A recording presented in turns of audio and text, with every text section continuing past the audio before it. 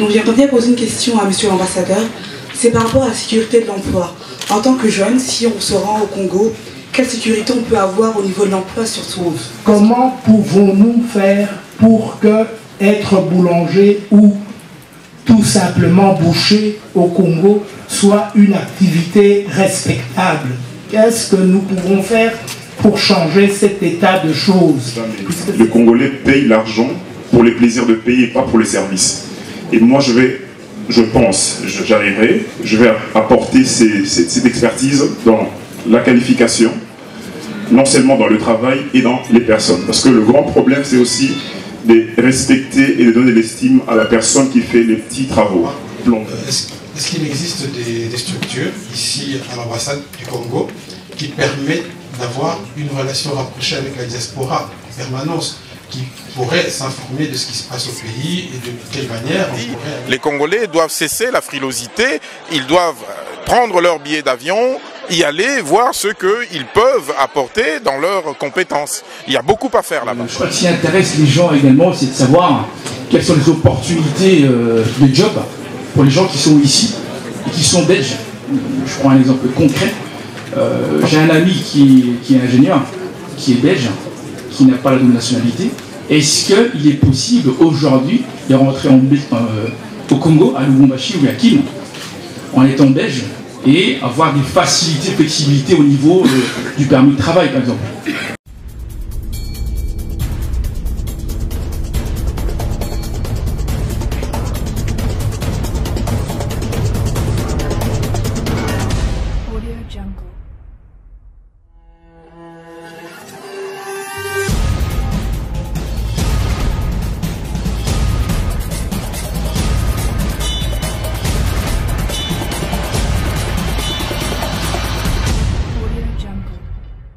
Yo, what's up, salut mes frères, mes sœurs, c'est Leki, shout out to CongoYasika1.com, the site to be.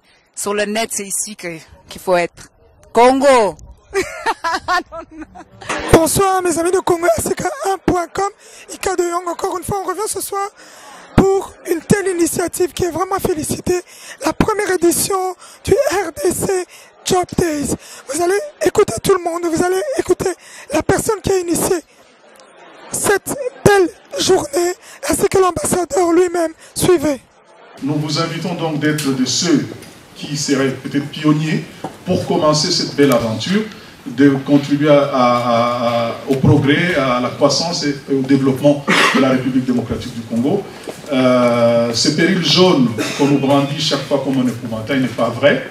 Des jeunes Congolais sont là en train de faire le développement de leur pays eux-mêmes déjà, au fond, quitte à ce qu'un surcroît d'énergie juvénile puisse provenir d'ailleurs, surtout de ceux qui ont encore des racines congolaises ou qui ont des ascendants congolais ou qui sont d'origine congolaise. Vous êtes tous des bienvenus.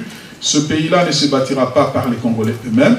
Donc, nous nous ouvrons largement au monde entier, aux étrangers, pourvu qu'ils y trouvent leur plaisir à contribuer à développer ce pays. Donc, comment faire pour que nous vous identifions dans vos compétences? Comment faire pour que vous identifiez les sociétés qui sont en demande de ces compétences-là? Pour que cette rencontre soit possible, il y a la structure de M. Mwando qui se propose d'innover, de commencer quelque chose de tout neuf, tout jeune, un salon de l'emploi, chose qui était très rare dans notre culture.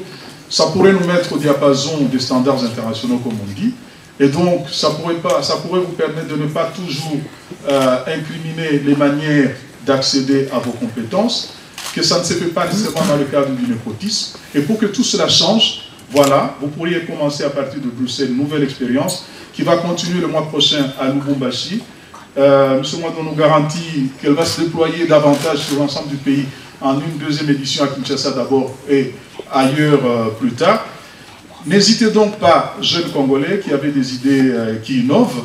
Ici, nous accueillons tout ce qui se pense positivement sur le Congo, de sorte que nous puissions le booster, l'aider à ce que nous présentions la vraie image du Congo, parce que les médias ne nous rendent pas nécessairement service. Et la meilleure manière de connaître le Congo, ce n'est pas tant chaque matin de lire les journaux ou d'accéder à Internet, c'est de s'y rendre et de vivre des visus la vie du Congo.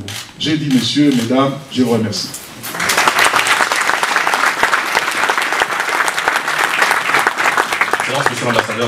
Excellence, Monsieur l'Ambassadeur, je tiens à vous remercier pour nous avoir reçus ce soir afin de vous présenter ce que nous appelons le premier salon de l'emploi au Congo. Et distingués invités, Madame, Messieurs, nous sommes vraiment ravis, très heureux de vous voir aussi nombreux, avoir répondu à notre invitation pour présenter ce nouveau concept, en fait, qui s'appelle RDC Job Days. Donc de ce pas, je ne veux pas faire un discours, je vais vous présenter de quoi il s'agit. Donc je crois que pour la plupart d'entre vous, vous avez déjà une idée. Quand on parle de salon de l'emploi, je pense que ça vous dit quelque chose. Alors, la première chose, c'est concernant la société que je dirige, que j'ai créée, qui s'appelle Dekavi Service. En abrégé, on l'appelle Dekavi. Donc moi, ça fait depuis 2008 que je suis retourné au Congo. J'ai eu l'occasion de travailler ici en Belgique. J'ai travaillé ici chez Mobistar et j'ai travaillé également chez Luminus au travers d'une structure qui s'appelait Colit. Donc mon dernier poste que j'ai occupé en partant de la Belgique, j'étais team coach au niveau de la société Luminus. Je salue d'ailleurs ma patronne qui est là, Caroline Massa, qui va venir avec nous au Congo. Et donc j'ai pris le goût de partir un peu au Congo et j'ai créé ma société qui est plus orientée vers tout ce qui est recrutement, formation, sous-traitance. Alors, en arrivant au Congo, j'ai eu l'occasion de travailler, mais je me suis dit, il est important que les entreprises au Congo également soient au standard européen, qu'ils soient au standard international. Et de ce fait, il y a un point sur lequel je communique avec les différentes entreprises avec lesquelles nous travaillons, que je tiens à renforcer, ce sont les valeurs. Comme vous savez, dans chaque entreprise, il y a des valeurs, mais on n'insiste pas toujours assez sur cela. Donc, pour nous, en tant que Dekavi, nous avons des valeurs avec lesquelles nous travaillons, que nous communiquons à l'ensemble de nos clients et aux différentes personnes avec lesquelles nous collaborons, notamment vous ici. Il s'agit de la qualité, de la performance et de l'intégrité, qui, je pense, sont des valeurs importantes avant de pouvoir s'engager dans une relation d'affaires. Comme je l'ai dit, nous sommes dans la formation, le recrutement, et également l'accompagnement commercial, puisque moi j'ai évolué vraiment dans le secteur commercial au niveau de la Belgique et j'ai voulu aussi être un appui au niveau du développement commercial de certaines sociétés avec lesquelles nous travaillons. Ces Job Days, par rapport à Bruxelles, pourquoi j'ai voulu faire cette édition du pré-RDC Job Days qui va se passer à Lubumbashi au mois de septembre, c'est effectivement déjà pour vous permettre d'avoir une plateforme via laquelle les différentes personnes qui sont intéressées à travailler au Congo ou simplement à lancer une activité professionnelle, de pouvoir avoir une plateforme via laquelle ils peuvent justement passer. Moi, je suis parti de mon expérience personnelle. Quand je suis rentré au Congo, c'était un peu, on va dire, par hasard, entre guillemets, c'était dans mes réseaux, j'ai demandé à gauche, à droite.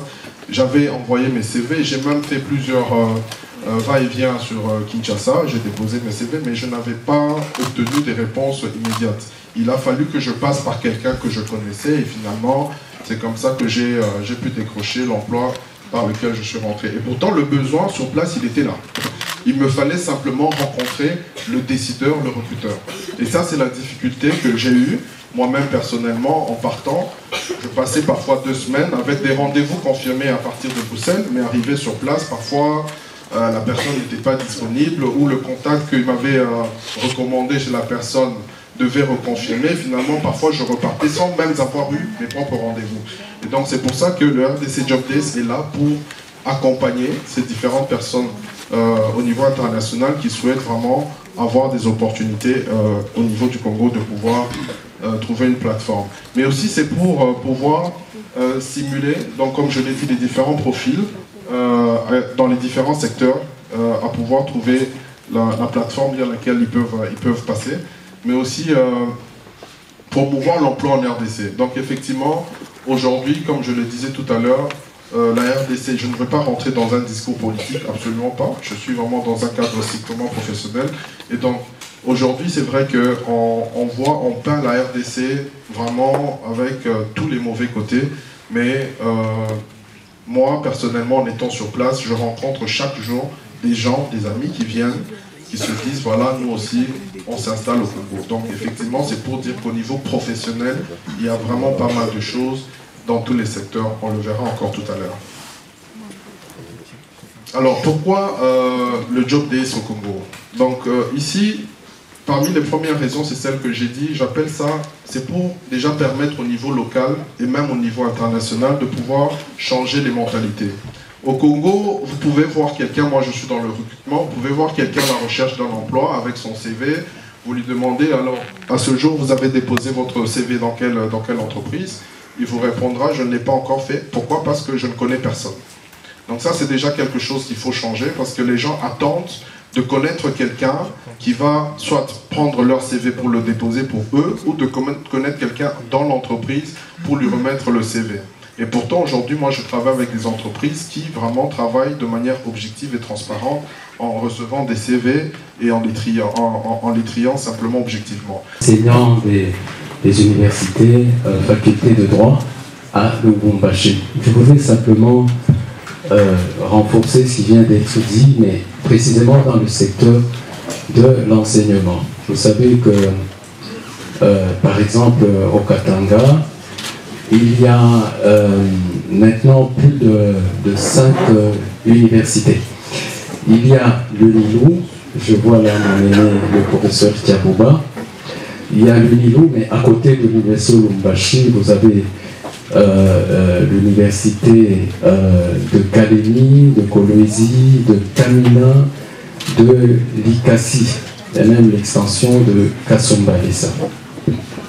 Ça signifie que pour que ces universités accèdent à un enseignement de qualité, nous sommes obligés à Lubumbashi de repartir le personnel que nous avons dans ces différentes universités.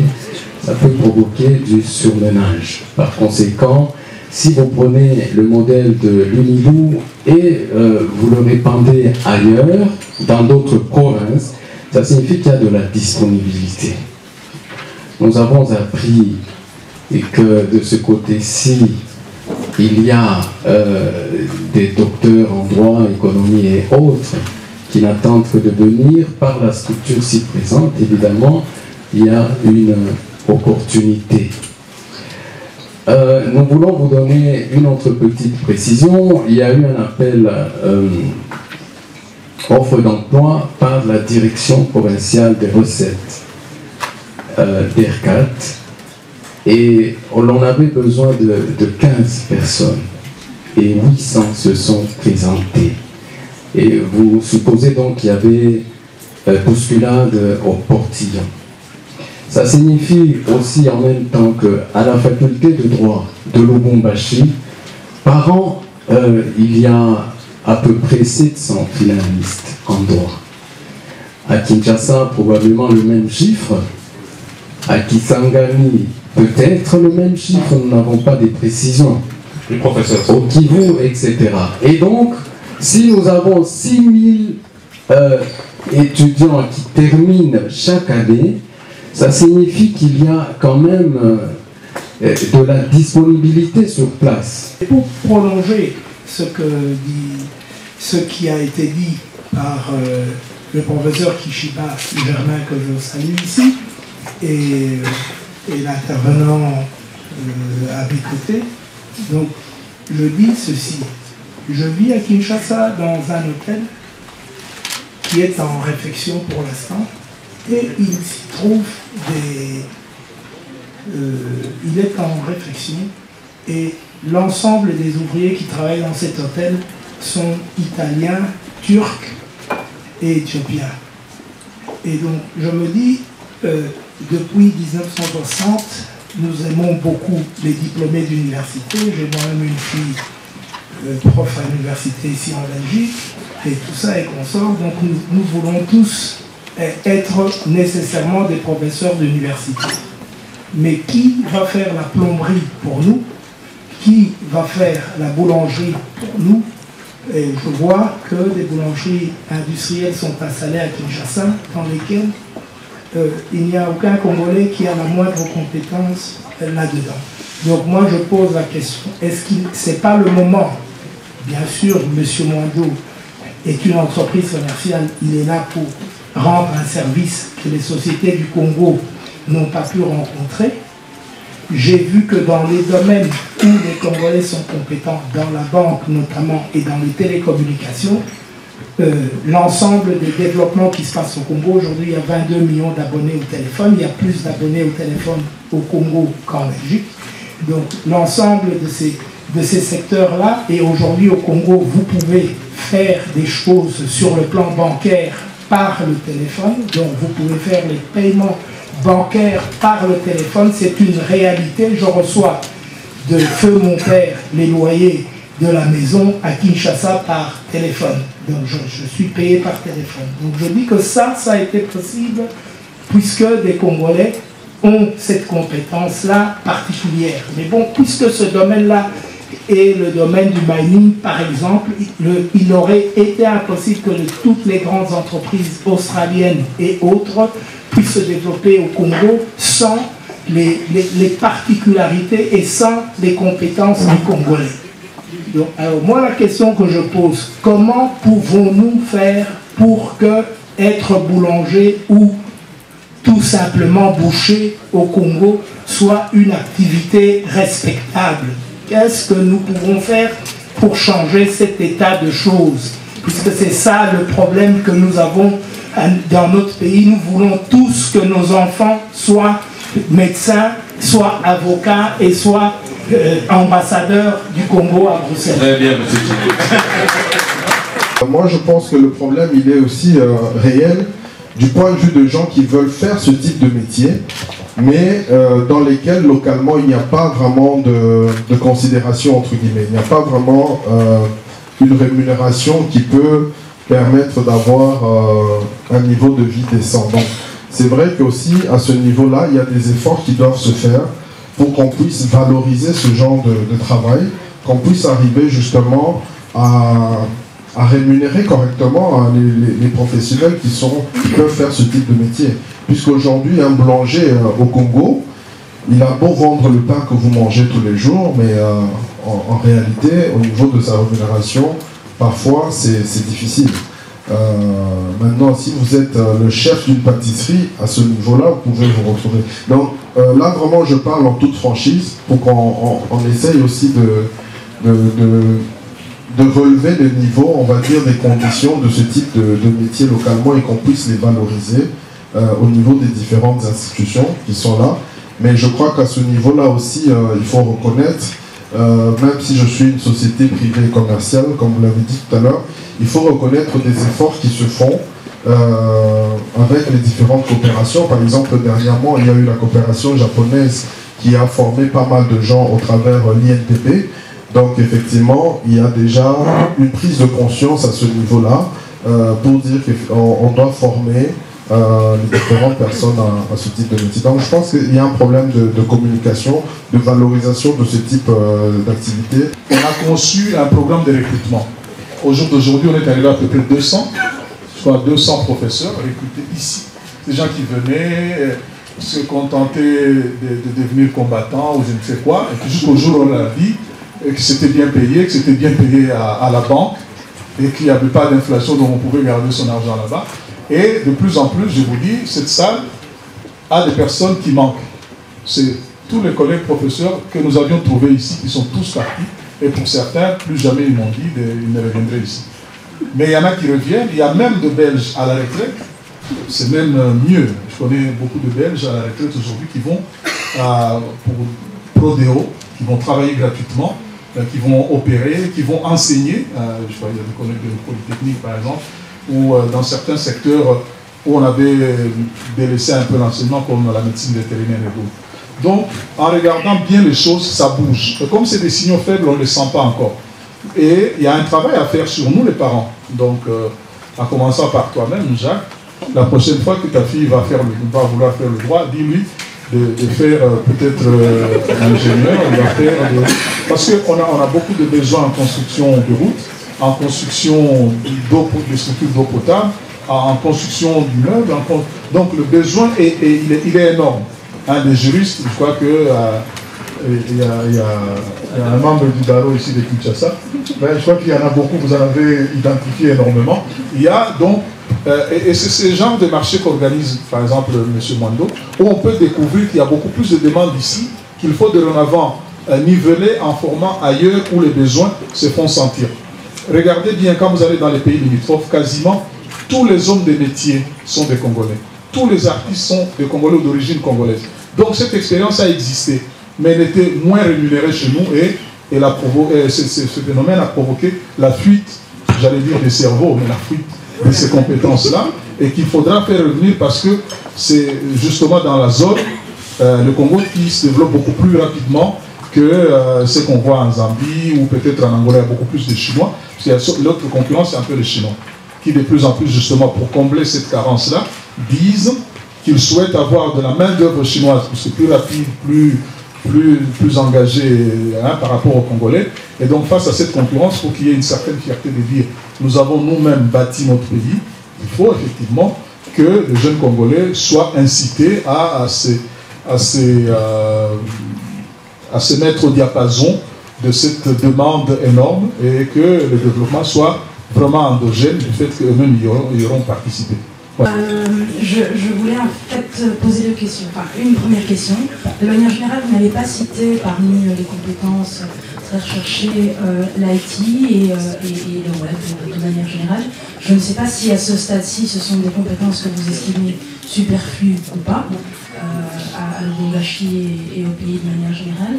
Et mon autre question, en fait, c'est plus une réflexion et j'espère qu'on pourra en parler très brièvement après toutes ces allocutions. C'est qu'en fait, j'ai eu la même envie et la même idée que vous, et là je fais un appel à tout le monde.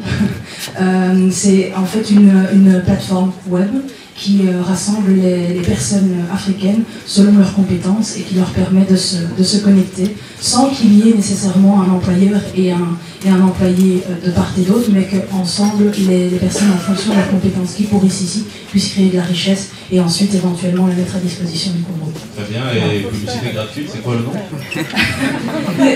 Le petit oublié.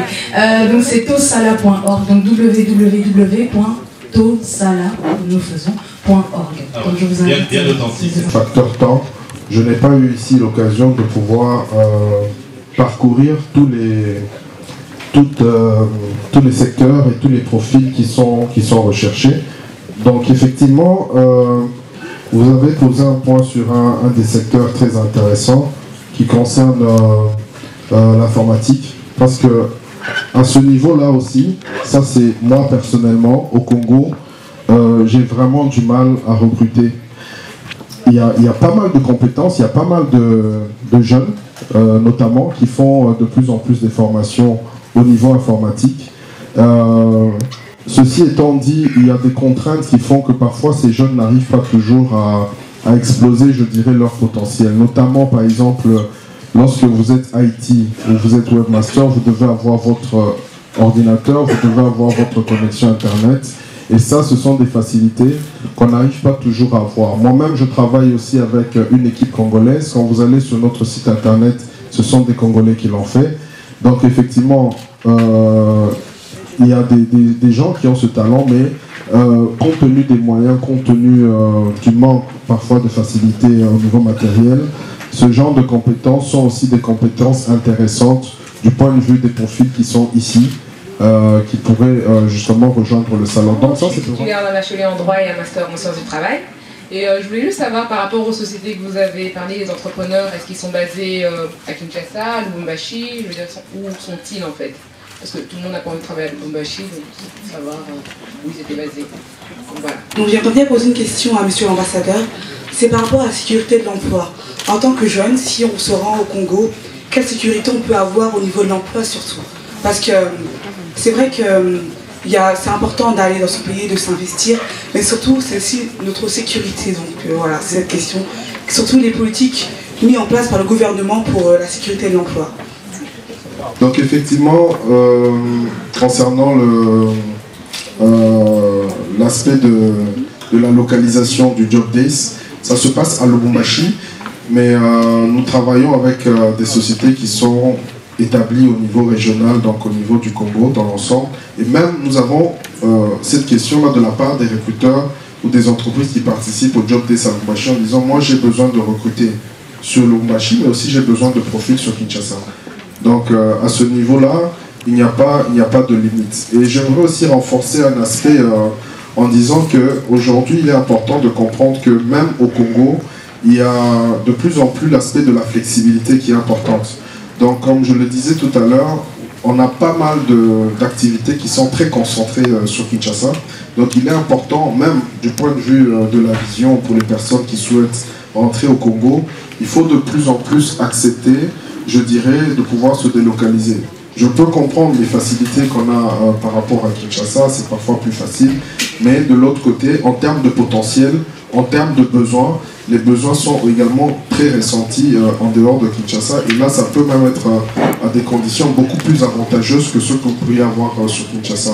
Donc aujourd'hui, moi, de par mon expérience en Belgique, mon premier emploi, comme je disais tout à l'heure, j'ai commencé à Movistar, c'était ici à Diamant.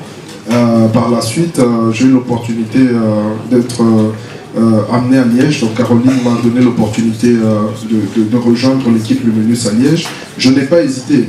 De la même façon, il y a de plus en plus de jeunes avec qui nous étions à Kinshasa qui commencent à s'installer, en tout cas en particulier sur Lubumbashi. Vous verrez qu'il y a pas mal de gens qui vont maintenant sur Lubumbashi parce que ça reste un marché aussi à haut potentiel au niveau des opportunités. Donc de ce point de vue-là, j'encourage en tout cas les différentes personnes qui souhaitent justement travailler au Congo à ne pas se focaliser simplement sur Kinshasa, mais à envisager aussi d'autres points, d'autres régions au niveau du pays. Merci. Oui, justement, sur cette question, la Belgique est peut-être loin, mais sur le plan émotionnel, elle devrait être beaucoup plus proche du Congo. Pour vous parler du Katanga, où on sent que de plus en plus de jeunes qu'on recrute viennent d'Afrique du Sud, dans les mining, principalement parce que de plus en plus bilingues, et ceux qui étaient partis commencent à revenir avec un certain bagage, et dans les formations médicales aussi, de plus en plus de jeunes qui parlent et anglais et qui sont d'origine congolaise commencent à être beaucoup plus recrutés par rapport à vous de Belgique qui êtes loin. Donc, si la distance ou le fait de se concentrer sur Kinshasa vous préoccupe encore, vous ratez une opportunité juteuse, je dirais, de ne pas vous établir, par exemple, sur Goma, bien sûr, qu'il y a eu toutes ces questions de sécurité dans la zone. Mais voyez des jeunes Asiatiques qui s'installent parfois dans des bourses chez nous. Ils font preuve de beaucoup de bravoure et participent même à syndicaliser leurs activités et donc à créer un renouveau dans la zone. Et là où vous voyez des problèmes, ils ont vu des opportunités et ils y ont tiré le meilleur bénéfice. Ça, c'est d'une part. D'autre part, par rapport à votre question, il y a d'abord la législation qui garantit la sécurité de l'emploi, c'est net, c'est clair, mais vous direz, est-ce que la loi congolaise est aussi efficace, est-ce que les structures en place? Bon, on est à la mesure de nos forces et de nos faiblesses, hein, comme partout. On n'est pas en train de vous dire qu'il y a un paradis qui s'est créé au centre de l'Afrique, venez, on va raser gratis. Non, bien au contraire. S'il y a un goût à l'aventure, s'il y a un goût à forger un renouveau, c'est justement là. Ici, on a l'impression que tout est déjà fait. Vous n'avez qu'à vous mettre sur la route et vous allez marcher, alors que là, vous pourrez faire votre route en marchant. Hein, inversement ici. Et donc, il y a cette première dimension qui est d'ordre légal, le droit du travail, qui vous garantit cela. Mais aujourd'hui, il y a d'autres instruments, autrement que du droit interne. Le Congo venait d'accéder à l'organisation pour l'harmonisation du droit des affaires en Afrique, l'OADA, avec 17 autres pays africains. Aujourd'hui, nous avons un droit qui est beaucoup plus flexible, beaucoup plus moderne, qui vous garantit même la flexibilité de votre emploi, pas seulement sur le plan géographique, mais intersectoriel. Cette garantie de rester éternellement comme un fonctionnaire pour toute la durée, je crois que les jeunes gens ne le veulent pas absolument. Hein. Ils veulent voir le secteur porteur pour y aller, tenter, ainsi de suite. De la même manière que vous avez besoin de flexibilité ici, de l'autre côté, c'est la même chose. Je pensais que vous vouliez parler de la sécurité. Je crois que ça s'améliore énormément. j'ai constaté que ici, des journaux pourraient faire la publicité pour inciter des jeunes Belges à aller à Kaboul qu'aller à Kinshasa. Parce qu'ils auraient appris qu'on aurait volé le porte-monnaie de quelqu'un et d'autres. On ne peut pas vous donner la sécurité totale, on n'est pas encore arrivé au ciel, on est encore sur terre. Des villes plus en insécurité sont connues dans le monde, mais parce que nous ne communiquons pas bien, nous communiquons peut-être mal, nous ne montrons pas la meilleure image de ce pays, on a l'impression que chacun a une machette à la main chaque matin, on s'étripe, tout. Ce n'est pas vrai du tout. J'ai même l'impression que ce sont des étrangers qui montrent mieux notre pays. Allez voir les sites des jeunes Belges qui se sont installés au bord du fleuve. Ils montrent encore mieux notre pays, qui montrent le tour cycliste du Congo, ils montrent les matchs de foot, des équipes qui gagnent la Coupe du Monde, la Coupe d'Afrique, je vais dire, des jeunes gens qui terminent des études, ceux qui reviennent, qui se marient chaque samedi. Il y en a d'ailleurs moins ici des mariages. Donc, vous voyez, il y a une vie vraiment palpitante, il y a un frémissement, il y a une jeunesse, une dynamique extraordinaire. Donc, vous ratez l'occasion de participer à ce bouillon des cultures devenues de partout, parce que des jeunes Congolais, entre-temps, ont été formés dans beaucoup d'universités à travers le monde. Et la nouvelle classe moyenne, ce sont ces jeunes-là qui de plus en plus s'installent, ont des demandes nouvelles, des appartements. Pourquoi les gens construisent des appartements? Pas parce qu'ils veulent jeter l'argent par la fenêtre, parce qu'il y a des demandes. Pourquoi la boulangerie aujourd'hui devient un métier intéressant? Parce que des jeunes qui ont vécu ailleurs ou en Europe sont demandeurs d'un croissant d'une certaine qualité. Et donc, cette demande a créé une offre à sa dimension. Donc, cette expérience est à vivre, pas seulement en termes de voyage d'études, mais parce que j'ai l'impression qu'il se passe quelque chose d'extraordinaire et qu'à trop rester ici sous le froid, vous ratez une occasion de faire mieux votre vie. Je vais d'abord revenir à une chose, dire d'abord que je pense que mes parents sont des parents normaux. Pourquoi je dis ça? Parce qu'ils m'ont demandé de faire des études techniques. Donc, ils ne m'ont pas demandé de faire du droit ni de l'économie. Ils m'ont dit de faire des études techniques. Donc, je suis gradué en gestion hôtelière. Donc, je rentre au Congo pour... j'ai ouvert un service traiteur dans l'événementiel. Et mon frère, qui vient juste après moi, est ingénieur en construction gros œuvres, avec qui nous allons au Congo pour investir dans notre pays. Donc je pense que pour les futurs parents, il faut encourager les enfants à faire les travaux manuels. Le Congo a besoin de ses fils et de ses filles. Le Congo est un vaste pays où, moi je dirais, tout est à faire. Certains disent qu'il y a à refaire. Moi je dis, on refait là où il y avait quelque chose. Mais par contre au Congo, tout est à faire. J'ai monté ces services, ces structures de services traiteurs. Pourquoi? Parce que en allant plusieurs fois au Congo, je me suis rendu compte que les services étaient, je dirais, quasi nuls. Même dans les palaces. Quoi qu'on en a quelques-unes. Les services ne suivaient jamais. Le Congolais paye l'argent pour les plaisirs de payer, pas pour les services. Et moi, j'arriverai, je vais apporter cette expertise dans la qualification, non seulement dans le travail et dans les personnes. Parce que le grand problème, c'est aussi de respecter et de donner l'estime à la personne qui fait les petits travaux. Plombier, maçon, tout ce que vous pouvez imaginer. Donc je loue cette initiative. Pourquoi? Parce que beaucoup de personnes ici se trouvent ici par, je dirais, pas par envie, mais c'est par instinct de survie.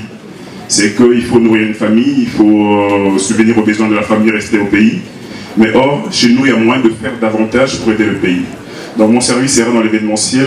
Je vais d'abord procéder à des formations, parce qu'avant de travailler avec qui que ce soit, je vais d'abord former les gens, et ensuite leur permettre d'avoir cette expertise et puis aller les défendre ailleurs. Donc j'encourage tout le monde, tous les jeunes. Moi, j'ai 35 ans. C'est vrai que je ne suis plus jeune avec tout ce que j'ai sur la tête. Mais j'encourage tous les jeunes, moins jeunes que moi, ou même plus âgés, mais toute personne qui est motivée. Le Congo a besoin de ses fils et de ses filles rentrant au pays parce que les défis nous attendent. Merci à vous tous. Très bien, monsieur Lauréat. Donc on va continuer avec les questions. Peut-être un monsieur. Vous avez entendu parler du Forum économique congolais dans l'Union européenne, de la journée des jeunes par rapport à l'emploi et à l'entrepreneuriat. Je vais me faire un petit peu l'avocat du diable parce qu'en fait je suis du côté de l'organisation. Mais il y a une question qui aurait dû être posée, que je n'ai pas encore entendue, c'est par rapport aux dispositions pratiques. Aller à Lubumbashi a un coût. Pour la plupart des gens, originaires de Kinshasa ou nés grandis à Kinshasa, n'ont peut-être pas des membres des familles à Lubumbashi. Est-ce qu'il y a des dispositions qui ont été prises par l'organisation concernant par exemple des tarifs préférentiels dans des hôtels ou avec des compagnies aériennes sur des éventuelles réductions des prix, étant donné qu'on travaillera sur une masse? En tout cas, j'espère qu'on sera nombreux à se rendre à Lubumbashi dans ce cadre-là. Donc j'aimerais un petit peu entendre, si ce n'est pas encore le cas, peut-être que M. Mwando pourra travailler là-dessus. Il y a par exemple Kenya ou Ethiopian Airlines qui atterrissent à Lubumbashi. Donc il y a peut-être des choses à faire de ce côté-là, ou des sponsoring éventuels, pour permettre vraiment à ce que les gens puissent y aller. Parce qu'on peut bien avoir des rendez-vous ou un CV bien fourni, mais malheureusement, les moyens peuvent faire défaut et rater des opportunités. Merci. Merci pour la question. J'ai eu cette question plusieurs fois, et la première personne qui a eu à me poser cette question, c'était moi-même. Forcément. Puisque moi, je viens, comme je vous l'ai dit, je viens de la Belgique. J'ai eu l'occasion de faire 2 années au travers lesquelles je suis parti sur Kinshasa pour prospecter. Et la première des choses que je voudrais quand même aussi souligner pour qu'on reste réaliste, qu'on soit réaliste, c'est que la recherche de nouvelles opportunités, c'est aussi un investissement.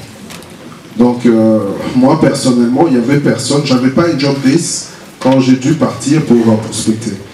Et l'une des premières questions que je me suis posée, c'était celle-là en disant, j'ai envie que les personnes qui sont en Europe, en Afrique du Sud ou même ailleurs, puissent trouver une plateforme qui va faciliter la rencontre avec les différents secteurs, avec les différents recruteurs. Mais attention, il y a un point, moi c'était des économies pour aller au Congo. Donc là-dessus on est tout à fait d'accord.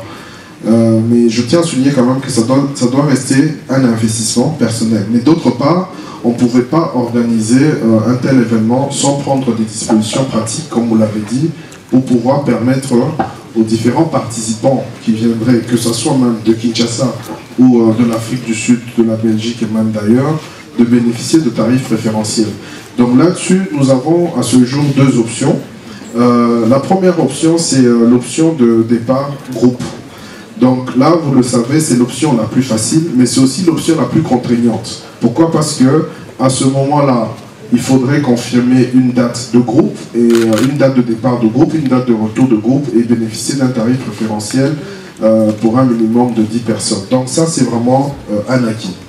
Mais nous avons pensé offrir quand même une flexibilité aux différentes personnes pour que les gens ne viennent pas, les gens qui ne peuvent pas venir à la même date que le groupe puissent avoir le choix de la compagnie aérienne, le choix des différentes dates. Donc c'est comme ça que nous avons contacté la société Malabar qui est au Congo, qui nous facilite en termes justement de réservation pour les différentes personnes qui viennent au salon. La réservation, c'est de A à Z, donc votre billet d'avion, le transport de l'aéroport à l'hôtel, le logement à l'hôtel. Donc ça, c'est vraiment quelque chose sur lequel vous n'avez même pas à vous inquiéter. Donc ça, c'est la deuxième option qui est la plus flexible et la plus intéressante. Et chaque personne pourra, justement, à travers le site internet, faire une demande en fonction de ces différentes dates et il obtiendra à ce moment-là le tarif préférentiel à ce moment-là. Nous avons aussi choisi la date du 26 septembre parce que nous avons voulu justement cet événement se passe en basse saison. Donc nous avons tenu compte de ce facteur. Notre première approche, c'était de faire cet événement le 12 et le 13 septembre, mais compte tenu de ce facteur, nous avons préféré reculer cela pour permettre aux différentes personnes intéressées d'avoir les tarifs les plus avantageux. Et donc là, vous allez utiliser les technologies du web pour pouvoir donc mettre en rapport des demandeurs et des offreurs, on va dire. Et la deuxième suggestion peut-être, qui se fait aussi, par laquelle je suis aussi passé, parce que j'ai une expérience professionnelle à l'étranger, un peu partout au Moyen-Orient, aux États-Unis, c'est des interviews via des systèmes comme Skype. Où, donc voilà, vous êtes en contact avec votre futur employeur via Skype, vous êtes en 2 dimensions, la 3e dimension, et donc là, ça fait minimiser un petit peu les coûts pour tout le monde. Et puis voilà, donc si maintenant les choses se passent, se concrétisent, votre futur employeur peut très bien prendre en charge votre billet d'avion en sachant qu'il va vous employer de toute façon. Voilà. Très bonne suggestion, monsieur. Voilà, donc votre nom? Pas tout de suite. El Abri, monsieur. Très bien. Voilà.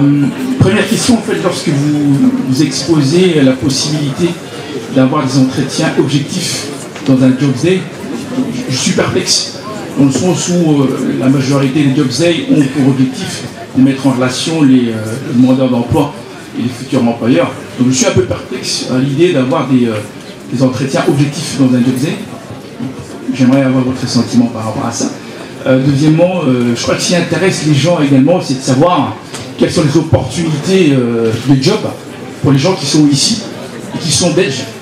Je prends un exemple concret. J'ai un ami qui est ingénieur, qui est belge, qui n'a pas la double nationalité. Est-ce qu'il est possible aujourd'hui de rentrer au Congo, à Lubumbashi ou à Kin, en étant belge, et avoir des facilités, flexibilités au niveau du permis de travail, par exemple? Je ne sais pas si ça existe. Troisième question, ça concerne le salaire moyen. Est-ce que vous avez une idée du salaire moyen que quelqu'un qui est universitaire ou même pas universitaire peut prétendre si aujourd'hui il rentre au Congo? Et puis alors, dernière question. C'est parfait, je pense. On pourrait lui en parler lors du cocktail. Rationalisons. Et puis c'est la plus dernière question, en fait. Dernière question, en fait. Est-ce que vous ne pensez pas que ce serait plus pragmatique de faire un job day où finalement vous faites rencontrer les gens qui sont ici, les expats, avec les entreprises qui sont demandeurs de main-d'œuvre, tout simplement au Congo, au lieu de dire voilà, ce sont les expats qui vont se déplacer, parce qu'effectivement le coût est assez énorme. Je pense que les entreprises auront un gros bénéfice à voir les expats qui peuvent trouver ici directement si vous organisez un job day avec eux. Voilà. Par contre, je ne sais pas si vous avez déjà été au Congo. Vous avez déjà été au Congo? C'est quand la dernière fois que vous avez été au Congo? Il y a 2 ans. Ok, vous avez déjà travaillé au Congo? J'ai pas travaillé, j'ai été en contact avec beaucoup. Alors, il y a juste aussi, il faut remettre un peu les choses dans leur contexte par rapport à la première question. Quand nous parlons de rencontres objectives au sein du Job Days, il faut le remettre aussi dans le cadre ou dans le contexte congolais. Comme je le disais tout à l'heure, je vais vous renseigner auprès des amis qui sont également aux ressources humaines au Congo, on reçoit énormément de demandes. Et au final, comme je le disais tout à l'heure également, les postulants parfois préfèrent remettre un CV à un oncle, à une tante, à un parent qui va faire, entre guillemets, du lobbying pour son candidat. Ça, c'est un peu le contexte que nous avons au Congo. Je ne généralise pas. Bien sûr, comme je l'ai dit tout à l'heure, il y a une nette évolution en la matière, mais il faut renforcer le clou là-dessus. Voilà pourquoi nous parlons de rencontres objectives. C'est pour dire que nous voulons que toute personne qui voudrait saisir une opportunité qui lui corresponde soit en mesure de rencontrer à ce moment-là le recruteur. C'est simplement dans ce sens que nous parlons de rencontres objectives, puisqu'aujourd'hui, un jeune qui sort et qui peut vouloir rencontrer un DRH dans une société privée, il lui sera très difficile s'il n'a pas de rendez-vous et s'il n'a pas un point de contact. Et particulièrement aussi chez nous au Congo. Donc c'est de cette manière-là que nous parlons de rendez-vous objectifs. Donc ça c'est vraiment pour préciser peut-être le terme que nous avons utilisé. L'ambassadeur a aussi utilisé un terme en disant c'est un recrutement transparent. Donc c'est dans ce sens-là que nous avons utilisé ce terme. D'autre part, les opportunités pour les expats, tel que vous l'avez dit, je crois que dans la salle, moi personnellement, j'ai pas mal d'amis qui sont venus. Ils ne sont pas venus parce qu'ils voulaient m'écouter, mais ils sont venus parce qu'ils vont venir avec mon Job Days. J'ai pu les convaincre de venir, de pouvoir aussi saisir les opportunités localement. Et de ce point de vue-là, je pense que, surtout sur Lubumbashi, je ne sais pas si vous avez déjà été à Lubumbashi. D'accord. Donc il faudrait peut-être prendre l'avion, venir voir. Il y a pas mal, énormément de personnes expatriées qui travaillent sur Lubumbashi. Et là, c'est d'ailleurs particulier aussi par rapport au secteur minier. Il y a énormément de personnes qui viennent de toutes parts. Et donc, c'est quand même un cadre déjà multiculturel. Et au niveau des facilitations légales au niveau des contrats. Aujourd'hui, un expatrié qui a son contrat en bonne et due forme, il peut avoir effectivement la possibilité d'avoir des visas appropriés. Donc de ce point de vue-là, quand même, on n'est plus dans un contexte où les gens doivent se battre pour trouver les accompagnements nécessaires et légaux de pouvoir s'y installer. Donc ça, c'est vraiment, je dirais, un faux problème entre guillemets. D'autre part, concernant les salaires moyens, bon, comme vous le savez, vous êtes expert en ressources humaines, la rémunération, c'est sur base de ce que vous apportez. Donc, c'est sur base de votre compétence, des prestations que vous faites au sein de l'entreprise et la contrepartie, l'entreprise vous rémunère. Donc, il serait pour moi difficile de dire voici le salaire moyen sans connaître le profil, ni l'entreprise d'ailleurs. Donc, aujourd'hui, on parlerait un peu de manière vague, hein, je dirais, parce que bon, je ne sais pas vous prendre un exemple spécifique, mais bon, comme dit M. Michael, en fonction des différents secteurs, ça dépend. Par exemple, un poste de directeur commercial, je donne un exemple.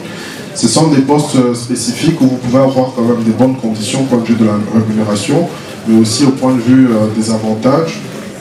En fonction de l'entreprise, on peut vraiment facilement être dans une fourchette de 2 000 à 4 000 $. Je parle d'entreprises privées qui sont parfois partenaires avec nous. Donc ici, je n'aimerais pas donner quand même des barèmes salariales qui vont être trompeurs, parce que vraiment, c'est un terrain sur lequel nous devons rester dans le contexte de l'entreprise. Non, je vais te rassurer, je n'aimerais pas. Non, c'est pour mettre tout ça en perspective, c'est-à-dire en tentant de comparer. Il faut éviter de faire la comparaison avec le salaire que vous avez sur l'Europe. Si vous touchez 1 000 € ici, vous avez un salaire de misère. Ici. 1 000 € à Kinshasa, vous êtes de la classe moyenne. Parce que le coût de la vie n'est pas le même ici. La zone euro, c'est peut-être la zone la plus chère au monde. Donc, en considérant le niveau de services qu'on vous rend, les biens et services auxquels vous pouvez accéder, parce que même le même produit que vous achetez ici, vous constaterez que si vos amis ou frères vous demandez un téléphone portable, par exemple, dans le temps, ils ne peuvent plus oser. Parce que le même téléphone, vous pouvez l'avoir à 4 fois moins cher à Kinshasa qu'ici. Donc il y a une sorte de tropicalisation de produits, parce qu'en passant par l'Asie, le monde arabe, il y a de plus en plus de la qualité, mais à des coûts très réduits du fait du niveau de vie de là-bas. Donc si vous comparez les deux salaires, vous avez l'impression qu'effectivement au Congo c'est des salaires de misère, mais rendus dans le contexte congolais, c'est parfois des salaires intéressants.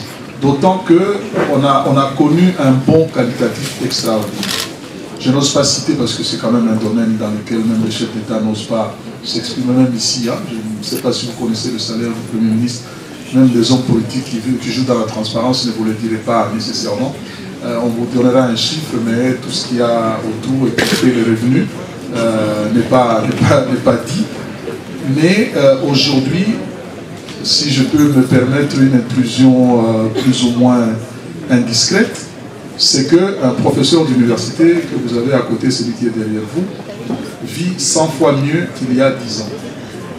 C'est de quoi je parle parce que moi-même, à la base, je suis enseignant, je viens de là. Je peux comparer en prenant le dollar constant, il y a 10 ans et aujourd'hui, il n'y a pas photo. Donc ça bouge de ce côté-là. Et ceux qui y sont heureux.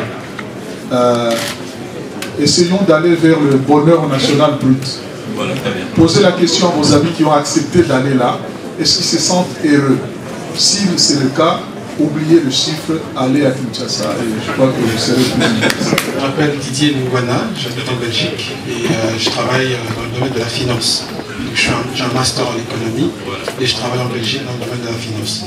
En tout cas, je salue l'initiative de son Excellence l'ambassadeur d'avoir organisé cette rencontre et aussi de mon cher frère Mike Mondo qui a pris le courage d'organiser cette rencontre qui rapproche les Congolais. Alors j'avais 2 questions, mais il y en a une qui a déjà été posée concernant l'organisation pratique de la rencontre à Lubumbashi. Alors, ma deuxième s'adresse à son Excellence l'ambassadeur. Je vous remercie et je salue votre initiative de pouvoir approcher les Congolais. Et je pense que ça a toujours été la soif de beaucoup de Congolais de pouvoir être proches de leur pays, ce qui a beaucoup manqué dans les années passées. Et j'espère que vous allez poursuivre dans cette lancée. Alors, ma question aujourd'hui à son Excellence, c'est de savoir est-ce qu'il existe des structures ici à l'ambassade du Congo qui permettent d'avoir une relation rapprochée avec la diaspora en permanence, qui pourrait s'informer de ce qui se passe au pays et de quelle manière on pourrait aller. Je pense à d'autres pays comme le Maroc où la diaspora est très appréciée par le gouvernement et pour lesquels des moyens sont mis en place pour les accueillir quand ils arrivent au Congo, pour investir. Il y a des structures qui existent. Pour le Congo, je ne sais pas. Est-ce qu'il existe des structures comme ça ici à l'ambassade ou au pays? Merci beaucoup. Si le meilleur moyen pour s'informer sur le Congo, c'est les différents forums de discussion des Congolais, alors là, vous êtes tout à fait à côté de la plaque. La preuve, elle est en image, vous voyez, ces gens qui sont là. Et nous en sommes à notre deuxième manifestation, après celle qui a eu lieu il y a 4 jours avec le gouverneur de la province orientale qui est venu rendre compte à la diaspora sur la gestion. Nous en sommes là, après 6 mois de la rencontre qu'on a appelée la table ronde entre la diaspora et le gouvernement congolais. Nous appelons tous les mois des membres du gouvernement congolais à venir s'expliquer soit dans cette salle, soit dans une des grandes salles de Bruxelles. Donc, je vois votre sourire et je comprends. Nous partageons la responsabilité. Ça signifie que l'information ne circule pas entre nous. Or, en allant sur le site de l'ambassade, il y a toute l'information sur tout ce que nous faisons. Nous avons mieux une revue, c'est celle-là. Vous voyez cette revue, elle dit tout en Swahili ou en Lingala, Yambi, pour nous rencontrer. Donc toutes les activités intéressantes des Congolais sur l'espace de l'Union européenne est là-dedans. À titre gracieux, vous pouvez la voir chaque mois, mais là aussi on dira l'information ne circule pas. Donc on ne peut pas se contenter de dire qu'on a énormément de supports, mais si jusque-là nous n'atteignons pas efficacement les gens, c'est que nous sommes encore faibles, il faudra travailler davantage.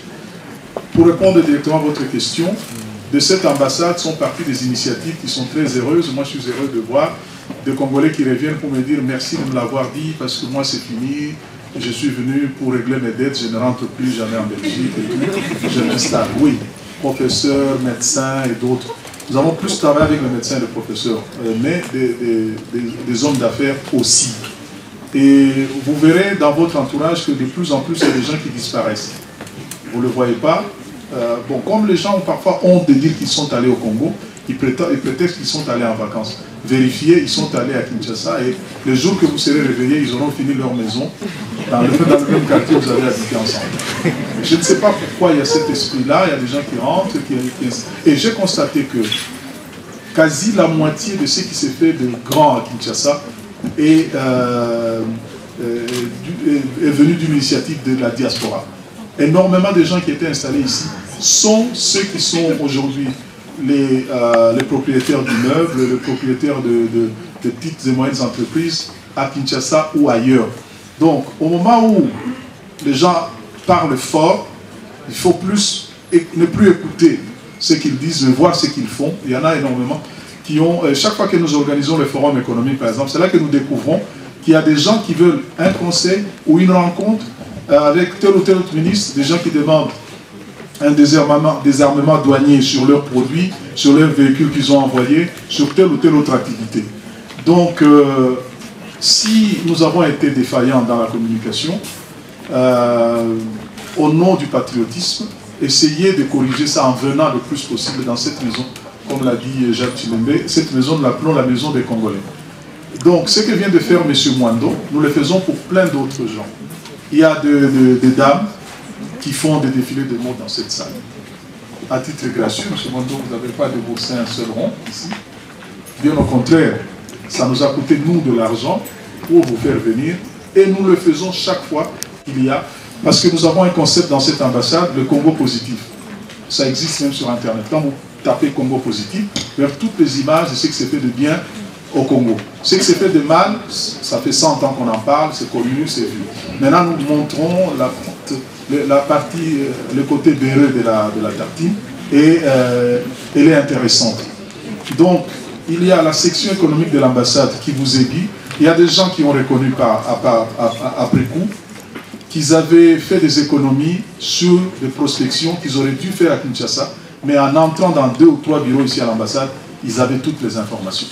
Donc la section économique de l'ambassade vous permet déjà d'acquérir énormément d'informations sur l'Agence nationale de promotion des investissements, l'ANAPI, ou la FEC, le guichet unique, la nouvelle législation sur la nouvelle taxation, la TVA ou l'OADA, ainsi de suite. Il y a un centre culturel congolais ici qui s'appelle Carrefour Congo Culture, qui publie justement cette revue et bien d'autres supports. Vous voyez, il y a toujours, chaque fois, tous les 3 mois, un encadré dans les grands journaux belges ici. C'est ce centre-là qui fait de la promotion culturelle, qui a fait le grand festival de musique Congo Folie à l'Atomium, où on a compté plus de 20 000 personnes pour le 50e du Congo avec feu d'artifice à minuit à côté de chez le roi. Il faut le faire. Il n'y a que le Congolais à qui on a donné un tel privilège, hein, même pas aux Français. Donc, c'est dire que nous avons à ouvrir encore d'autres fenêtres. Nous pensions avoir suffisamment ouvert la porte ici. Je souhaite vous avoir avec nous dans toutes les différentes manifestations. Par exemple, lorsque nous faisons la fête nationale, mais puisque c'est là que personne n'aurait oublié, on ne vous voit pas. Et moi, j'ai besoin de voir le bon Congolais. Le bon, ça veut dire ce qu'on ne montre pas à la télévision. Vous savez, quand on veut poser la question sur les élections au Congo, sur je ne sais quel événement au Congo, on va à Matongé, on va tendre le micro au premier venu, en sachant que la personne doit répondre à l'image négative du Congolais, c'est-à-dire qu'il vocifère, qu'il mélange la langue, qu'il ne parle pas bien français. Et ça, quand il parle petit nègre, on dit ça, c'est Congolais. À vous, le bon Congolais, entre guillemets, on ne vous tend pas le micro. La caméra, on a demandé à la presse belge de venir. Hein? Je vais faire je vais révéler de ce qu'on a demandé à la presse belge, mais elle ne vient pas quand il y a ça. Mais quand on apprend qu'on a cassé une vitre à l'ambassade belge, j'ai un coup de fil pour dire ah, mais est-ce qu'on ne peut pas venir filmer parce qu'il semble qu'on a jeté une pierre sur l'ambassade et tout. On a fait ici une activité sur la prévention de l'AVC dans les milieux congolais. On a aligné plus de 10 médecins congolais qui ont parlé. C'était extraordinaire dans cette même salle. Mais finalement, c'est un des Congolais qui a reconnu, qui a regretté que des choses comme ça ne soient jamais sues à l'extérieur. Personne ne présentera l'image valorisante de nous-mêmes. Il nous faudra nous-mêmes d'être fiers de ce que nous sommes, parce que le fait de vilipender le pays, de s'auto-flageller, de ne montrer que le côté misérabiliste de nous-mêmes, ça nous retournera un jour. Le jour que vous voudrez dire, moi je suis un Congolais, engagez-moi malgré tout, on vous rappellera qu'il y a 2 ans, vous disiez que de ce pays-là, rien de bon ne pouvait provenir. Et ça va impacter aussi sur la vie de vos enfants, et ainsi de suite. Un Belge m'avouait qu'entre un Congolais et un Rwandais à compétence égale, sans se poser la question, il choisirait le Rwandais. Je voulais cette question comme objet de méditation. Merci. Bonsoir, monsieur l'ambassadeur. Bonsoir. Une telle initiative dans vos locaux, parlez-en un peu. Aujourd'hui, il a été question d'un prélude au salon de l'emploi qui va s'organiser à Lubumbashi le mois prochain. Nous avons profité du passage de Mike Mwando qui organise la manifestation pour l'insérer dans le cadre de notre programme semestriel. Le concept, c'est Congo Rising, dont nous mettons en exergue tout ce qui se passe de bien au Congo sur le plan surtout économique. Toute cette évolution heureuse, nous voulons qu'elle soit captée par des Congolais d'ici et nos partenaires de l'extérieur, donc principalement de l'Union européenne. Et nous avons donc voulu crédibiliser les différents processus qui se passent au Congo à travers des recrutements qui doivent se faire de façon transparente. Parce que longtemps, on a pensé qu'au Congo, on était recruté que sur des bases tribales et que c'était du népotisme, du clientélisme qui était mis en exergue. Mais nous voulons par ces procédés démontrer qu'on peut faire une bourse de l'emploi, un marché où les offreurs de profils et les demandeurs de certains profils, les entreprises et ceux qui sont en quête d'emploi, puissent se rencontrer pour qu'on trouve le bon profil par la bonne entreprise. Parce que souvent, ça ne matche pas. Ça ne se rencontre pas nécessairement. De bons profils se retrouvent là où ils ne devaient pas être. Et les entreprises cherchent ailleurs. Et ça profite généralement aux étrangers ou à des gens à qualification douteuse. Et donc, nous avons voulu clarifier toutes ces choses-là dans la transparence, la bonne gestion, l'efficacité, l'efficience, à décocher l'excellence pour la mettre au service du progrès du Congo. Est-ce que vous croyez vraiment que cette jeunesse de la diaspora congolaise a quand même un espoir quelque part en rentrant au Congo? Je l'ai senti, hein, il y a un tel enthousiasme, une dynamique nouvelle. Ces jeunes gens comprennent qu'il n'y a peut-être pas grand-chose à voir de ces côtés et qu'il y a énormément d'opportunités qui se présentent au Congo. Je leur ai demandé d'éviter de ne lire, de ne s'informer sur le Congo que sur base de la presse négative, de descendre sur le terrain pour se faire chacun le bon entendement, la bonne intelligence sur le Congo. Et j'ai bon espoir que ces gens, le message est bien passé, parce qu'avoir le nombre d'abord de toutes ces jeux, de toute cette jeunesse qui s'est présentée ici en pleine semaine, une journée ouverte, c'est quand même extraordinaire de voir qu'un tel appel ait été entendu à ce niveau-là. Donc nous allons donc continuer à faire du follow-up pour faire un suivi rigoureux, de sorte que effectivement de bons profils se déversent sur le Congo, mais qu'ils soient bien gérés, canalisés, rentabilisés, qu'ils soient promus. Parce qu'effectivement, il y a quelques déceptions, mais elles ne sont pas aussi nombreuses par rapport à des success stories. Il y a énormément de bonnes aventures qui aboutissent très bien, et des jeunes gens nous servent de relais, d'ambassadeurs auprès d'autres jeunes, pour que la croissance congolaise, le développement, l'émergence du Congo soit le fait des Congolais pour faire un développement endogène. Et nous sommes d'autant plus heureux de voir que il y a eu du répondant, il y a eu une réaction très positive. Je crois que la manifestation de Lubumbashi sera une grande occasion qui va se coupler avec une autre manifestation, les francopholies d'ESPA, qui se sont délocalisées vers Kinshasa. Et c'est une extraordinaire fenêtre d'opportunité pour une visibilité congolaise, pour montrer une image un peu plus huilée, un peu plus heureuse du Congo, dont on a malheureusement retenu que le côté plus ou moins misérabiliste de ce côté. En tant qu'ambassadeur, aujourd'hui, vous pouvez dire qu'il y a de l'espoir. Bien entendu, je le sens dans le regard des jeunes, dans leurs réactions, dans tout ce qu'ils font. J'ai toujours été optimiste sur l'évolution de notre pays, même en période de guerre. Mais aujourd'hui, que se profile à l'horizon une paix durable, une croissance qui dure, une envolée spectaculaire. Nous sommes parmi les top 10 de grande croissance dans le monde, et de façon si durable. Et le plein essor du Congo n'est pas encore atteint, parce que les investissements dans les infrastructures, par exemple, les infrastructures routières et d'autres, n'ont pas encore produit toutes les externalités qui puissent être profitables à la grande évolution. Donc il n'est pas très rêveur de penser que peut-être l'année prochaine ou 2 ans après, nous pourrions atteindre une croissance à 2 chiffres, ce qui serait une première dans ce pays. Bien entendu, j'ai de l'espoir, parce que je ne peux pas faire autrement. On a atteint le fond avec toutes les misères qu'on a connues dans les années antérieures. Aujourd'hui, la jeunesse congolaise sourit, elle dégage une dynamique, un potentiel tel que les décideurs politiques n'ont qu'à bien se tenir pour contenir cette vague qui va dans la bonne direction, et l'avenir du Congo se présente de la façon qui soit la plus heureuse. Merci beaucoup. Merci. Bonsoir Monsieur Mwando. Bonsoir Madame. D'où est venue cette initiative? Par quoi êtes-vous passé pour arriver à un tel concept? Comme je l'ai dit tout à l'heure, c'est d'abord une expérience personnelle que j'ai eu l'occasion de vivre ici en Belgique lorsque je cherchais un emploi.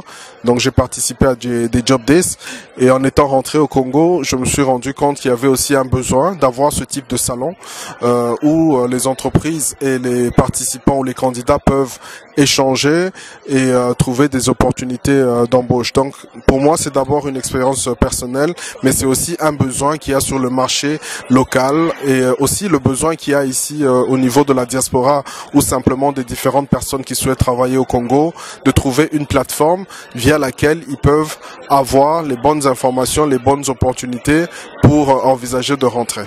Et pourquoi avez-vous choisi Lubumbashi? Lubumbashi aujourd'hui c'est la capitale économique d'abord de la RDC. Il y a énormément d'activités.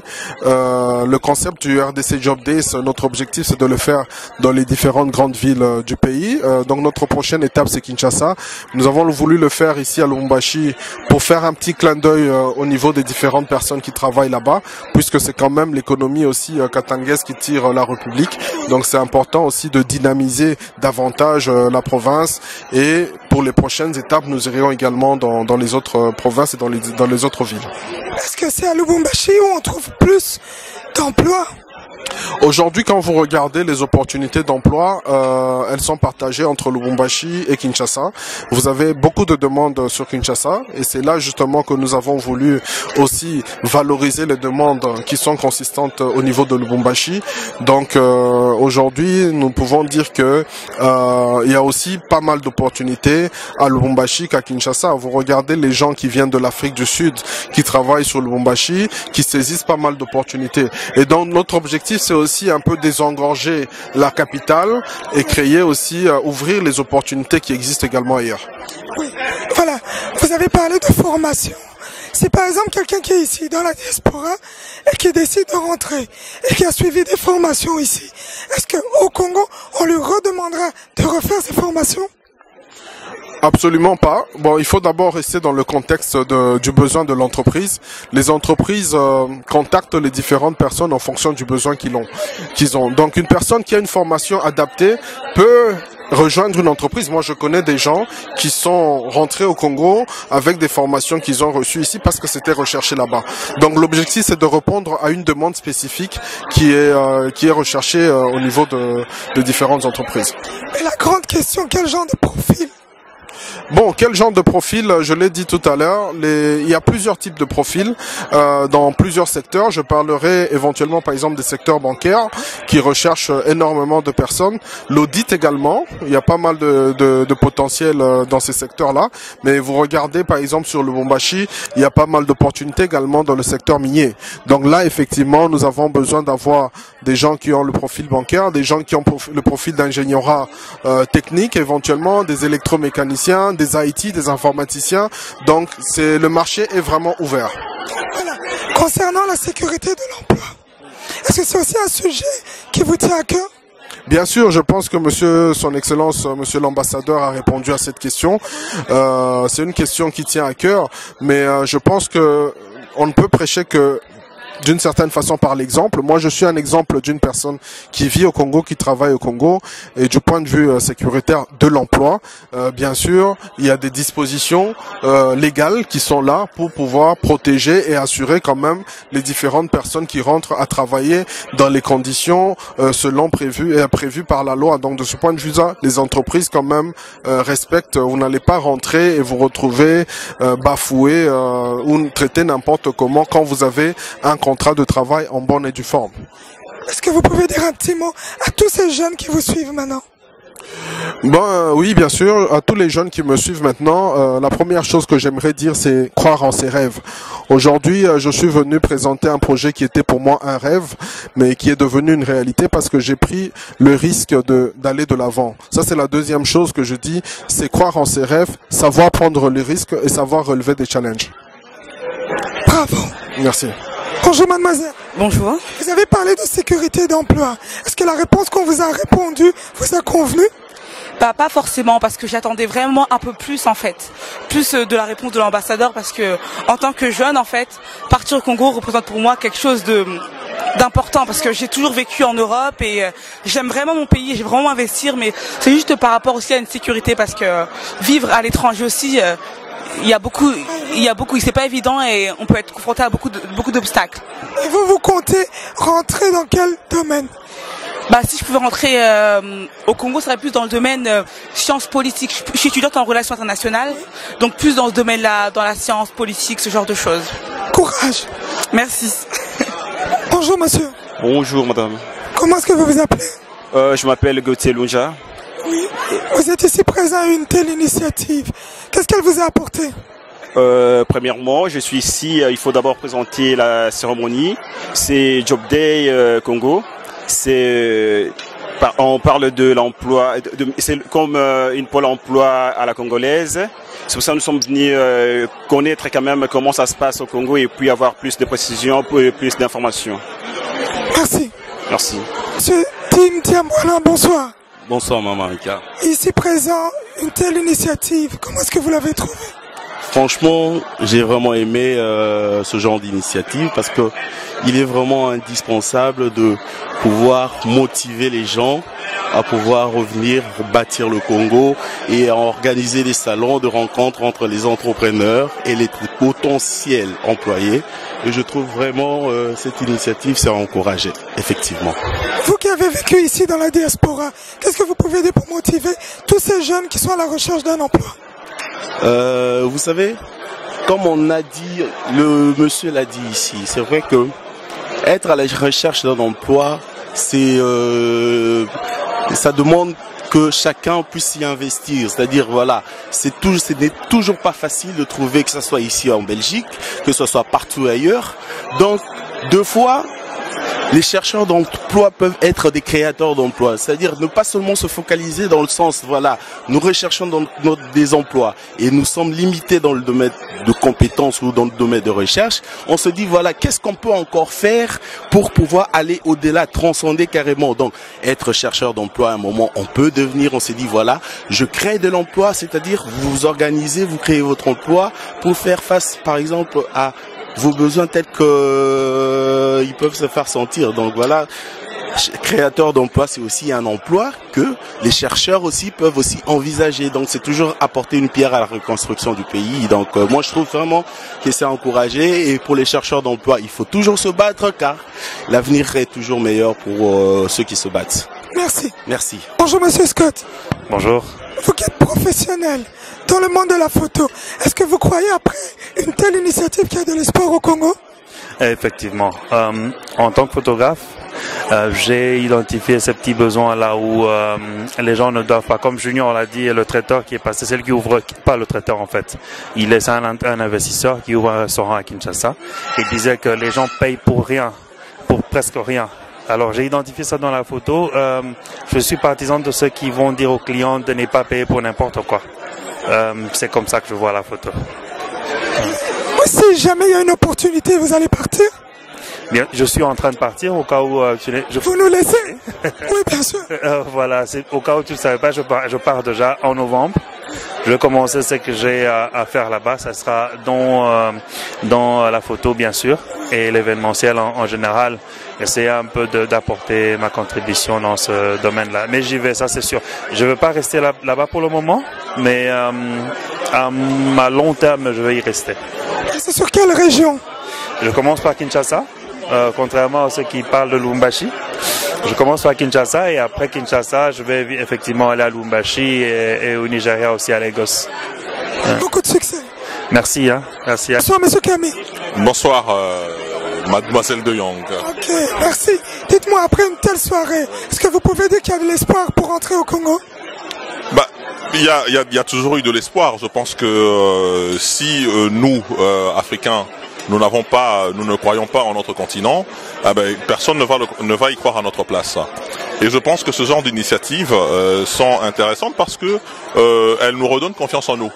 Parce qu'il y a beaucoup d'Africains ici en Europe qui sont très qualifiés, qui ont des compétences très développées, mais qui sont dans des métiers qui sont en dessous de leurs compétences. Et je pense qu'il faut qu'ils viennent ici, non seulement pour savoir que leurs semblables, leurs frères font déjà de grandes choses, parce qu'il faut rassembler tout ce monde, mais également pour qu'eux reprennent confiance et peut-être même s'attaquer même déjà au marché européen. Je pense qu'un jeune qui est ici, qui voit ça, il va se dire, mais tiens, mais pourquoi ne pas commencer déjà ici?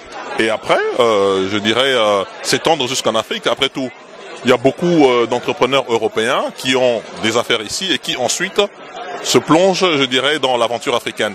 Eh ben, nous devons avoir la même attitude. Nous devons perdre le complexe de l'Africain qui ne vise que son petit milieu africain, son petit milieu congolais et tout ça. Dire, ok, je suis en Europe, je vois déjà ce dont je suis capable en Europe. Et à mon avis, lorsqu'on fait ses preuves déjà ici, on est assez fort pour attaquer le continent parce que faut pas oublier que beaucoup des gens de la diaspora pensent que quand ils vont aller en Afrique, ils vont faire la leçon à tout le monde. Non, il y a des gens très compétents. C'est clair, là-bas il y a la compétence aussi. Voilà, il faut déjà faire un peu ses preuves ici parce que sur place, quand on arrive en tant que ressortissant de la diaspora, on est attendu de pied ferme. Et je pense que l'Europe est un bon milieu de formation. Et voilà, c'est tout ça que cette soirée m'inspire. Merci. Voilà. Nous ayons bonsoir. Oui, bonsoir. Donc, tu as une place, est-ce que Makamamba lobby et pas non, ils ont l'importance Moko Makasi? Ouais, ils ont l'importance Makasi, puisque Bambo quand même surtout qu'ils ont sous-développé, mais tant que l'idée, comme il faut qu'on appuie en haut, tout ça nous, tout ça non, hésitation, donc faut qu'on jette ma fleur, tout peut sa chance totale. Puisque Congo et lobby aux Alakara, oh, tu es baguette avant Bakolela, tout ça, la guerre, tout ça. Donc il faut qu'on paie sa chance. Donc nous avons donc ils ont idée bien, mais et qu'il y a les bosso. Ce que les bosso tewana et aux Alapena, désolé, mais tu as dit que nous avons ça les puis baïda boy. Ce que bandoya c'est que nous avons déjà donc projet malam ezali tout ça na confiance na foi donc malam ezali. Merci. Ok, merci. Monsieur, vous êtes un exemple, vous êtes rentré au Congo. Comment est-ce que ça s'est passé? Ça s'est passé relativement bien, sauf que j'étais surpris des réalités du terrain, qui d'entrée m'ont découragé.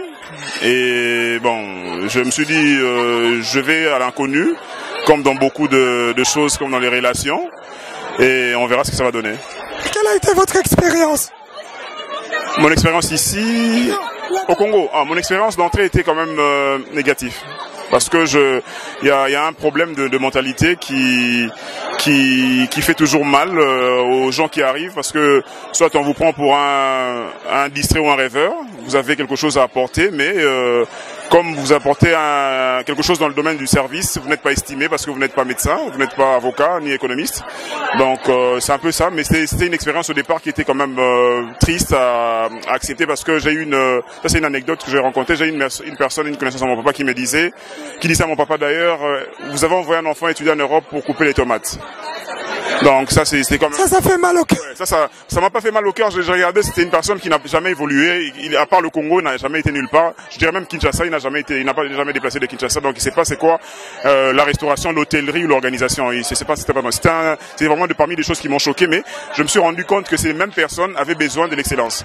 C'est ce qui m'a en plus encouragé dans la démarche d'investir et rester au Congo. Qu'est-ce que vous faites sur place?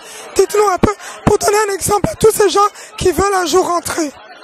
Comme je l'ai si bien dit, j'ai dit que le Congo a besoin de tous ses fils et toutes ses filles, parce que tout au Congo est à faire. On aurait fait là où il y a eu quelque chose. L'ambassadeur a bien expliqué, bien explicité en disant, il est préférable de faire son chemin en marchant que de trouver un chemin déjà fait. Donc je pense que moi, dans le domaine de la restauration, tout le monde a besoin. Tout le monde a besoin du service, de la qualité, et je prends l'exemple d'ici, quoique ce ne sont pas les mêmes exemples à prendre. C'est que ici quelqu'un paye de l'argent par rapport au service qui lui est proposé, mais au Congo les Congolais payent de l'argent pour l'impresario, pour se faire valoir, dire qu'il a de l'argent, mais pour rien. Il paye de l'argent pour rien, pas pour les services. Quel service vous donnez à tous ces gens qui viennent vers vous par rapport aux gens qui sont là-bas sur place et qui ne donnent pas le service que vous savez donner? Je n'apporte rien de nouveau. Moi, c'est juste améliorer ce qui a toujours été fait. Donc, le Congo, comme je dis, il y a des palaces. Bon, il y en a 2, 3 que nous connaissons d'ailleurs tous. Mais quand vous allez dans ces palaces-là, malheureusement, il y a carence au niveau du service. Moi, j'ai une certaine exigence de par ma formation qui me pousse à insister sur certains faits, par exemple la politesse dans les services, l'hygiène corporelle de celui qui me sert ou qui m'étend quelque chose. Donc c'est dans ces petits trucs souvent négligés que moi je me lance, que je me suis lancé d'ailleurs pour essayer d'expliquer aux gens que il y a moyen d'aller de l'avant avec des petits moyens, parce que ce qui fait souvent défaut, c'est que les gens veulent arriver directement dans un grand hôtel avec plein de trucs. Moi je suis parti petit, heureusement, je dis toujours merci à mes parents. J'ai eu mes parents qui ont été pour moi comme un parapluie, qui m'ont aidé dans beaucoup. Et moi, j'ai apporté mon expertise parce que je suis du domaine. J'ai fait des études là-dedans et je pense, et jusqu'à maintenant, c'est vrai que dans mon coin, j'évolue. Il y a d'autres personnes aussi qui évoluent dans leur coin. Le but maintenant, c'est ce que nous voulons maintenant tous, et moi et mes amis expats qui sont au Congo, c'est de créer un réseau. C'est de créer un réseau, c'est rendre fort pour essayer de donner au Congo ce que le Congo vaut. Est-ce qu'aujourd'hui vous pourrez dire haut et fort que vous avez réussi? Je suis sur le pas de réussir, mais j'ai pas encore réussi. Je suis trop loin. Je suis encore trop loin. Bravo. Merci.